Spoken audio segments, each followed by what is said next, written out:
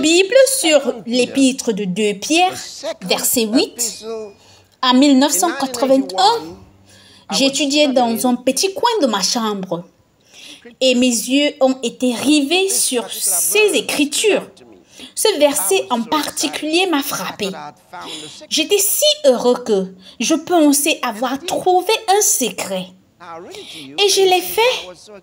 Je vais vous le lire et vous dire pourquoi j'étais si heureux. J'étais si heureux, je l'ai saisi. 2 Pierre chapitre 1 verset 8, il dit « Car si ces choses sont en vous et y sont avec abondance, elles ne vous laisseront point oisifs ni stériles pour la connaissance de notre Seigneur Jésus-Christ. » Ça, c'est tout ce dont j'avais besoin pour être fructueux et productif. Il a dit que si ces choses sont en vous, en une mesure croissante, elles vous formeront. Vous n'aurez pas besoin de prier. Il dit que si ces choses sont en vous, en une mesure croissante, elles ont la capacité, la puissance, la potentialité de vous construire. Oh mon Dieu, regardez ceci. Il dit que si ces choses sont en vous et qu'elles abondent, elles vous construiront au point où vous ne serez jamais oisif ni stérile. Notre connaissance du Seigneur devient productive. Nous avons des résultats dans notre connaissance du Christ.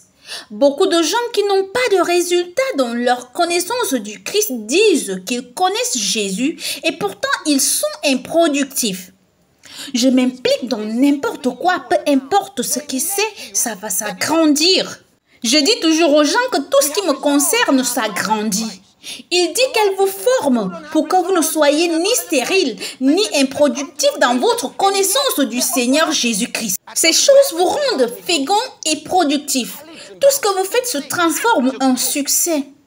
Vous avez toujours des résultats, je ne parle pas seulement de résultats, des bons résultats qui sont bien sûr un bon succès. Alors, quelles sont ces choses? Êtes-vous prêts à les découvrir? Pour ce faire, nous allons lire le même livre, c'est-à-dire l'épître de 2 Pierre, chapitre 1, au verset 3. Épître de 2 Pierre, chapitre 1, verset 3. Il dit, comme sa divine puissance nous a donné tout ce qui contribue à la vie et à la piété, au moyen de la connaissance de celui qui nous a appelés par sa propre gloire et par sa vertu. Ah, sa divine puissance nous a été donnée. Il ne s'agit pas de faire, ça a déjà été fait. Sa divine puissance nous a été donnée.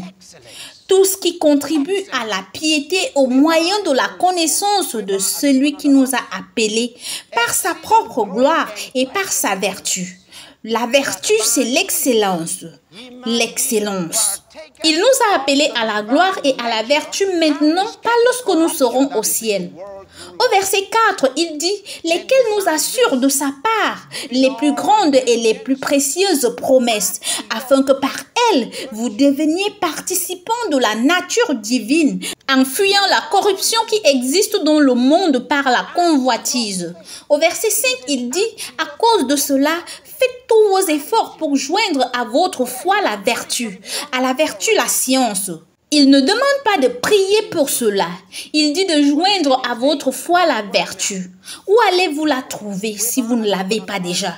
Cela signifie que vous l'avez déjà. Cela signifie que vous l'avez déjà, c'est en vous, vous devez juste la mettre en pratique maintenant. Les gens qui prient pour que Dieu les rende patients, il ne vous rendra jamais patient. Pourquoi? Parce que la Bible dit que les fruits de l'esprit, c'est l'amour, la joie, la patience. Il a déjà ajouté la patience dans votre vie. La patience est le fruit de l'esprit. Elle est là en vous. Que faites-vous? Mettez-vous au travail. Vous essayez d'obéir à Dieu en devenant patient. Cela ne va pas marcher. C'est la raison pour laquelle tu pries maintenant parce que tu dis, ok, tu essayes de le blâmer pour ça. Oh Dieu, tu veux que nous soyons patients. S'il te plaît, rends-moi patient. De sorte que si tu n'es pas patient, tu diras qu'il n'a pas répondu à cette prière. Il nous a dit que nous sommes nés avec l'esprit qui a la patience en lui.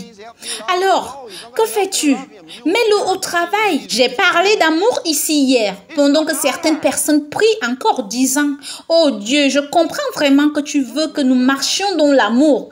Aide-moi s'il te plaît, j'ai du mal à aimer tel frère ou telle sœur. Aide-moi à l'aimer. » Il ne va pas t'aider à l'aimer, tu l'as en toi, fais-le. Ce n'est pas difficile. Ne rends pas ta vie difficile. J'ai découvert au fil des ans qu'il y a beaucoup de gens qui rendent leur vie très difficile. Elles rendent leur vie difficile. Vous savez, vous pouvez être en train de partager avec quelqu'un un problème que vous ne comprenez pas. Alors, que voulez-vous? Il y a beaucoup de gens dans le monde qui ne cherchent pas de solution. Ils ne veulent pas une solution. Ils veulent amplifier le problème. Ils ne veulent pas de solution. Et pourtant, quand ils vont chez le médecin et que le médecin leur dit qu'ils doivent prendre un médicament, un autre et un autre, ils sont prêts parce qu'ils veulent vivre et non pas mourir. Ils viennent voir l'homme de Dieu qui leur dit, voici ce que vous ne comprenez pas. J'ai dit, qu'est-ce que vous voulez? Par exemple, quelqu'un dit, nous avons essayé, nous avons fait tout ce que nous savions. Nous essayons de grandir, nous avons essayé de faire ceci, nous essayons de faire cela, nous essayons d'agrandir notre communauté. Nous participons à toutes sortes de programmes. Nous avons fait ceci, nous avons fait cela. Et je dis, attendez une minute. La Bible dit ici que car si ces choses sont en vous et ils sont en abondance, elles ne vous laisseront point oisifs ni stériles pour la connaissance de votre Seigneur Jésus-Christ. Alors, pourquoi tu ne fais pas ça? Tu ne comprends pas, c'est toi qui ne veux pas comprendre. Tu vois, tu dois décider en tant qu'enfant de Dieu que la parole de Dieu est l'autorité finale. La parole de Dieu est la sagesse personnifiée. La sagesse te dit ce que tu dois faire afin que tu aies du succès. Tu ne comprends pas? Quand la sagesse te dit ce que tu dois faire, maintenant imaginez si Moïse avait discuté avec Dieu au sujet de la mer Rouge. Quand Dieu a dit, vous vous souvenez, il a prié. Il a essayé de prier, oh Dieu. Quand il a vu les chariots d'Égypte arriver, il a dit, oh Dieu. Et les gens voulaient le tuer. Ils ont dit, Moïse, tu nous as amenés ici pour nous piéger. Nous allons te tuer en premier.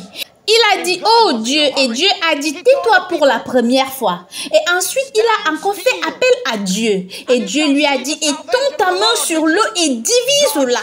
Il n'avait jamais été formé à la division de l'eau ou de mer, mais Dieu lui a dit de le faire. Et Dieu était pressé. Il a dit au peuple de rester immobile et ils verront le salut du Seigneur. Dieu a dit non. Dit au peuple de foncer. Dit au peuple d'aller en avant jusqu'à ce que tout aille bien. Le peuple a dit, les chars des Égyptiens sont déjà là. Où allons-nous? Nous n'allons nulle part. Il a dit, allez de l'avant. Moïse a demandé, où? Dans la mer? Il a dit oui. Puis il a dit, maintenant étends ta main sur l'eau et divise-la. Oh mon Dieu. Oh mon Dieu. Vous savez, par l'esprit dans la parole de Dieu, je me suis tenue avec Moïse à cet endroit même plusieurs fois. Et regardez cette mer s'ouvrir. J'ai pensé, cher Jésus, que tu es grand, que tu es grand. Il n'en avait jamais entendu parler, ni vu auparavant. Personne ne lui avait jamais dit que Dieu pouvait diviser les eaux comme cela. Vous savez, on a l'habitude de dire aux gens que ce qu'il a fait pour un, il le fera pour d'autres dans les mêmes circonstances. Et moi je dis aux gens, même s'il ne l'a jamais fait pour quelqu'un d'autre, il peut le faire pour vous si vous le lui demandez. Il le fera pour vous. Alléluia. Et c'était ça. Oh, loué soit Dieu.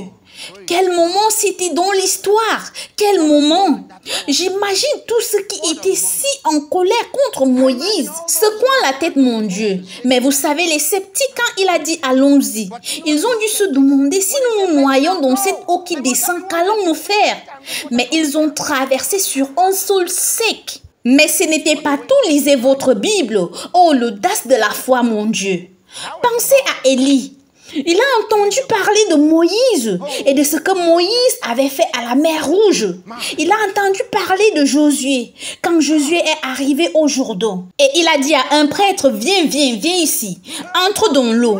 Et quand le prêtre est entré dans l'eau, c'était une autre phase. Les eaux du Jourdain se sont ouvertes et ils ont traversé. Maintenant, Élie est arrivé. Il n'a même pas prié. Il n'a pas prié. Il n'a pas eu besoin de sortir les enfants d'Israël d'Égypte. Il était seul et il n'avait qu'un seul homme avec lui, Élisée.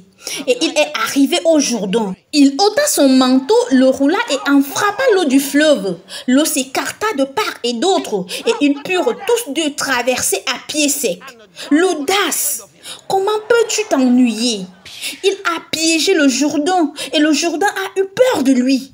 Vous pouvez imaginer les yeux d'Élisée grands ouverts se demandant quoi? Pas étonnant, quand il a vu décoller, être élevé, il a crié, mon père, tu valais tous les chars et tous les cavaliers d'Israël. Mais il était parti. Mais le manteau est tombé. Élisée a ramassé le manteau, il a dit, Élie est parti. Maintenant, mon Dieu, il devait retourner. Il était à l'autre bout du Jourdain. Comment vais-je rentrer à la maison? Il a pris son manteau et a dit, où est le Seigneur, le Dieu d'Élie? Il frappa dans l'eau du fleuve. Elle s'écarta de part et d'autre. Devinez quoi? La même chose est arrivée. Il est fidèle à chaque génération. La même chose est arrivée. Moïse l'a fait, Josué l'a fait, Élie l'a fait, Élisée l'a fait. Et Jésus a dit, je ne le fais pas de cette façon.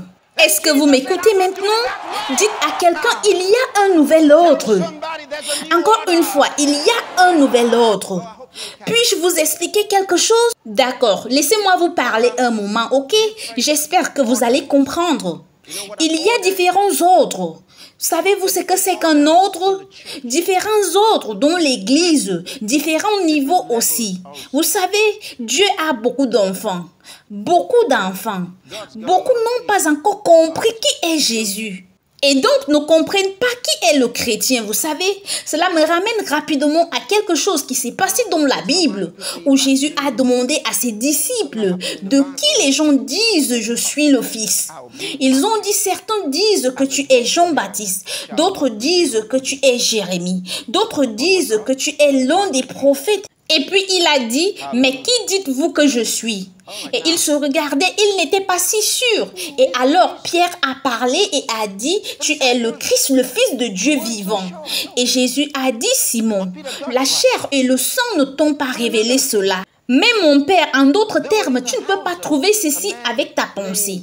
La seule façon de savoir que je suis le Fils de Dieu, c'est que cela soit révélé à ton esprit. Alors il a dit, sur cette pierre, je bâtirai mon église. Et que les portes du séjour des morts ne prévaudront point contre elle. Matthieu chapitre 16, verset 18. Sur quelle pierre? Jésus-Christ, alléluia. Bon, maintenant, qui est Jésus? Les disciples n'en étaient pas si sûrs. Je vous ai dit, mais Pierre a trouvé la réponse. Une autre fois, il était dans la maison d'un homme appelé Simon le lépreux. Il avait été guéri de la lèpre. Et pendant que Jésus était là, une femme est venue, Marie, avec une boîte d'albâtre remplie de parfums. Elle l'a versé sur Jésus. C'était très cher, la Bible nous l'a révélé. Et les disciples, vous savez, surtout Judas, Judas était un gars social. Judas connaissait le fabricant du parfum. Il a reconnu et a dit, ah, je connais ce truc. Et ils ont dit, cette femme l'a versé sur Jésus.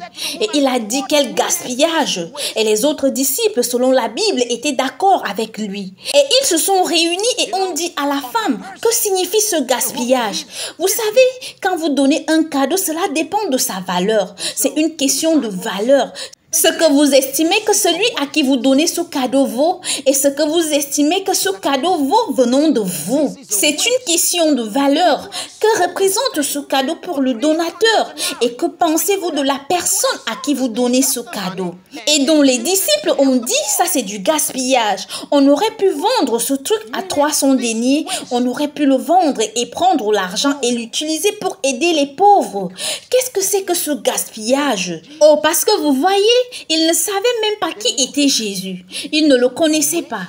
Du gaspillage sur Jésus, vous ne savez pas qui il est. C'est comme certaines personnes, Dieu a dit qu'elle les voulait dans le ministère. Et elles ont dit, Seigneur, tu sais que j'ai 5 diplômes. Ce qui veut dire que je dois gaspiller tout ça pour Dieu. Tout cela dans un gaspillage. C'est une perte de temps de travailler dans le ministère après tout ce qu'elles ont appris. Après leur exposition aux amis qu'elles ont. Pour eux, c'est du gaspillage.